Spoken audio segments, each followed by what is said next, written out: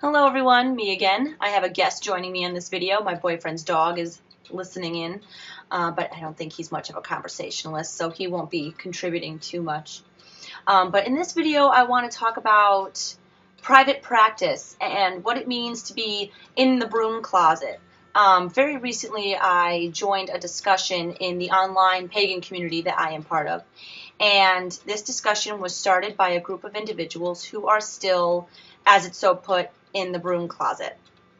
And now all the members of this group, we're in the closet for a bunch of different reasons. Some it's by choice, some it's because of restrictions, either because of their living situations or even other religious reasons. And regardless of what the reason is, we are all alike in that we are practicing our craft privately. And I think there are definitely a lot more of us than I guess I originally thought there would be.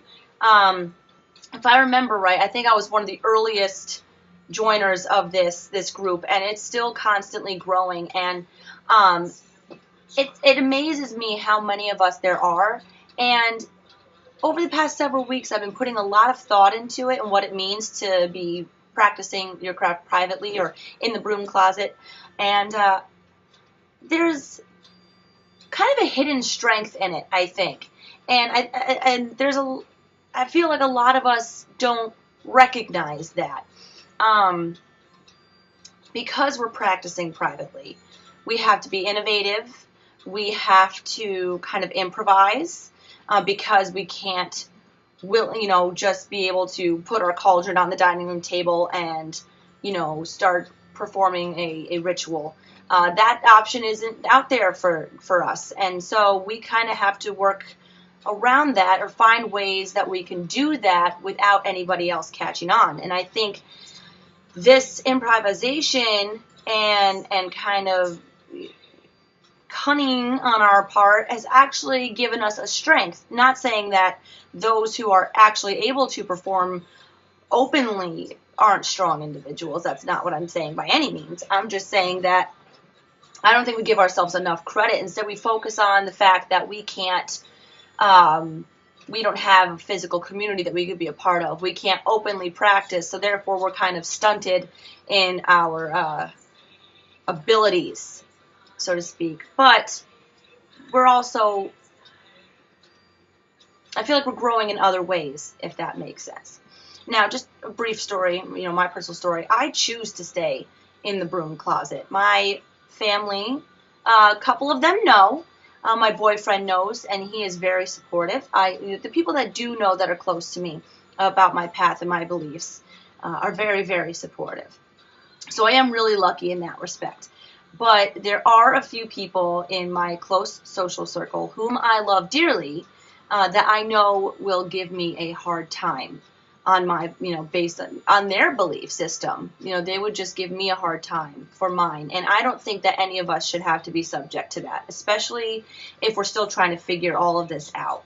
I don't think it's fair for other people to impose their opinions on us. And I think that should be said for everyone, not just us within this community.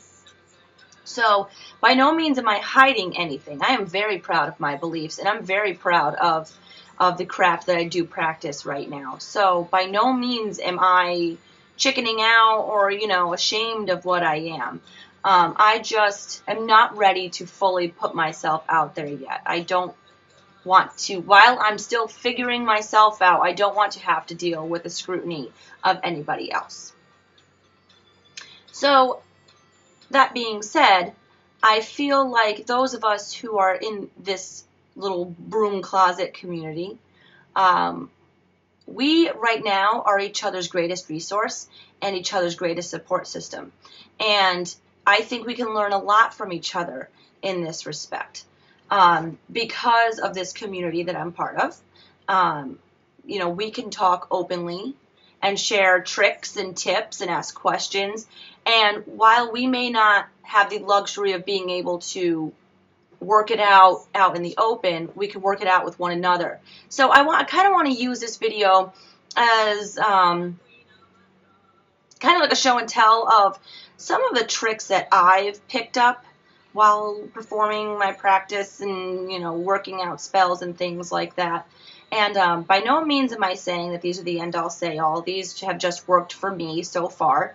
And if you guys out there have anything that you have been working with or anything like that, feel free to share, because I would love to learn some new tips. So I'm sure most of you are already really familiar with these, but like I said, I just want to put them out there just in case maybe there are a couple of you that haven't thought of these or anything like that. First things first, candles. I love candles. And they're so versatile, I think. Like this is a dollar store candle. It's lasted me for about a month and a half now. I don't light it for long periods of time, but I do light it almost every day. And while it just looks like a harmless white candle, I actually have given this the intent of being my purity candle, in that I basically light it if I come home from work in a bad mood, or if the mood in the house is just heavy. I light it to kind of lift the spirits of the room or the house. So I find that candles are a great way to practice in secret.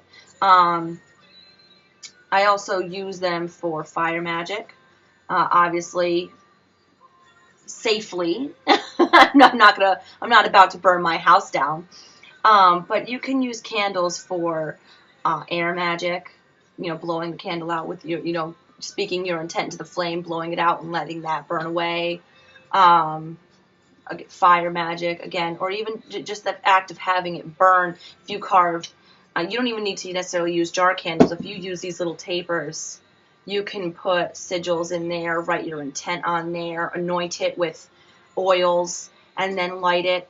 And they're just, to everybody else, it's just you're burning a candle, and that's a very common thing today. A lot of people burn candles. So obviously that's my number one go-to and the first thing I would suggest for everyone.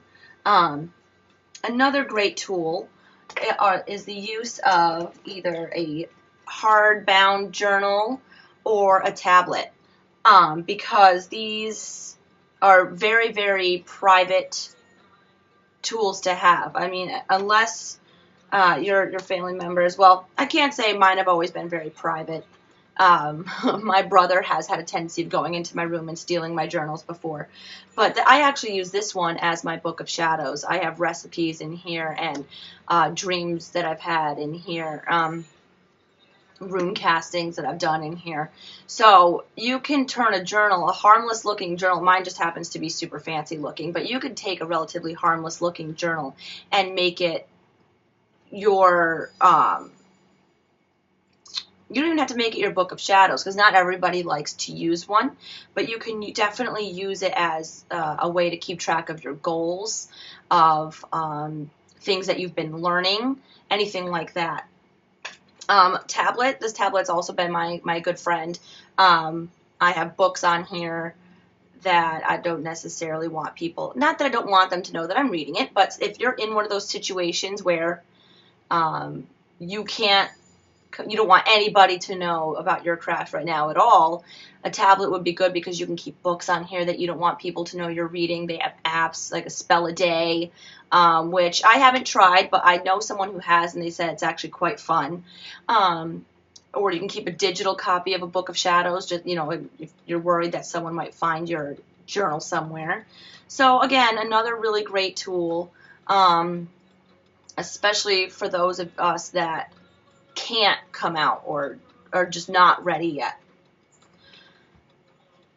I have gotten into the practice of I haven't used this one yet, but I did make a mini altar out of an Altoid tin can. And you can see I have my little poem here. This one's actually for Loki, so I have his name written here, and I have a little tea candle and a couple matches, and it just sits in here. And for those of us that can't have altars, whether it's space restrictions or just other restrictions stop us from having an altar, make one of these. I mean, you can even keep it plain if you want. I decided to decorate mine, but you can keep it plain so that way no one knows what it is. Keep it in your bag, keep it in your pocket, keep it in your backpack if you're, going at school or away at school or whatever. And that way you can always have a little something on you, just to kind of, if you feel better using an altar. I know not everybody uses one, but if you really want one but can't have one, they're definitely, and their designs all online for different kinds of altars. So definitely look that up. I mean, you might find something that you never even would have thought of before. Another thing that I've been getting into crystals a lot, and while I'm on the luckier side and I have a very supportive boyfriend that lets me bring home a bunch of different things, not everybody can. So one of the tricks that I would suggest is getting, like for example, here's my new amethyst necklace, right? Sorry for the extreme close-up. I do look like crap today. But if you're just getting to work with crystals, just starting to work with crystals, and you want to kind of learn their energies and things like that, pick up a little pendant, wear it, kind of pick up on it that way. You don't need to get the spheres and the big pyramids or anything like that right now. If you can't start building a collection, at least to everybody else, this looks just like a harmless piece of jewelry. But, and there's so much more to it than that. And if those of us trying to work with crystals, we know that. So that's another little tip there that I've been getting into, starting to get more pieces of crystal jewelry. The next two things I actually feel are more important than any of the other things I've just shared with you combined. And they're in no particular order, of course, anyway. But something that I think we all are able to take advantage of is our bath time. Hopefully, no one is bothering you while you're in the bathroom, regardless of what you're doing in there. So you can really utilize bath time to its full potential, really. And I actually often use bath time as ritual time. You can infuse the water with certain oils, make sure you read, are careful with what oils you use, because some can actually irritate the skin. Or you can anoint the water with infuse the water with herbs or things like that to turn it into a cleansing bath. You can even I did see a recipe that I'm really excited to try actually for a cleansing bath scrub that uses sage, I want to say either rosemary or lemongrass, I can't remember which one, and salt and some oil. I want to say it was coconut oil that this woman used. And she just mixed it all together, and it looks like the most delicious scrub I've ever seen. And I can't wait to try that one. But take the time to really take care of yourself, because we, as spiritual beings, are the sacred center of our practice. If we're not taking care of ourselves, then we're not, then our practice isn't going to bloom either. So really use bath time as you time. And you don't necessarily have to do anything fancy with the water, like I was just talking about. You can use bath time as your time to meditate. If you're someone that associates with deities, use that time to communicate with them. Really just make it about you and focus on you. Because, again, you're the center of your practice. So it's really important that we remember to take care of ourselves instead of just stressing over, how we're going to go about doing our next thing. And if none of these things interest you, or you already know about them and you're like, yeah, Kim, the strongest, biggest piece of advice that I can give you is learn as much as you can while you can. Right now you might not be able to pull out a cauldron and perform a ritual. That's fine. You still can devote your time and energy into learning as much as you can about your craft. I personally, as I've said in previous videos, am all about Norse mythology. So if I can't get out there and perform a ritual, or if for whatever reason I'm not feeling like, putting a spell together or anything like that, I'm reading. about Norse mythology. I'm educating myself about that culture and that time frame and the religion of those people. I'm taking the time to learn as much as I possibly can because I want to be able to incorporate as much as I can into my practice over time. So that, I think, is what I really want to push you guys to do too. And not just learn about your craft. Take the time to learn about yourself too. I mean, we're constantly developing. As people, we're never really stagnant. Our interests change. Our methods of our ways of doing things change. So take the time to really focus on yourself and learn what it is that you want for yourself and what it is that you want for your spiritual path. Because it's never going to be set in stone. It's always going to change. So explore every avenue you can. Don't be afraid to ask questions. Don't be afraid to try out new things, because this is also a perfect time for us to experiment as well. I mean, because we're doing this by ourselves, we're doing it privately, we can play around and try different things and find out what works for us before we're able to come out and say, here's what I do, here's what I love.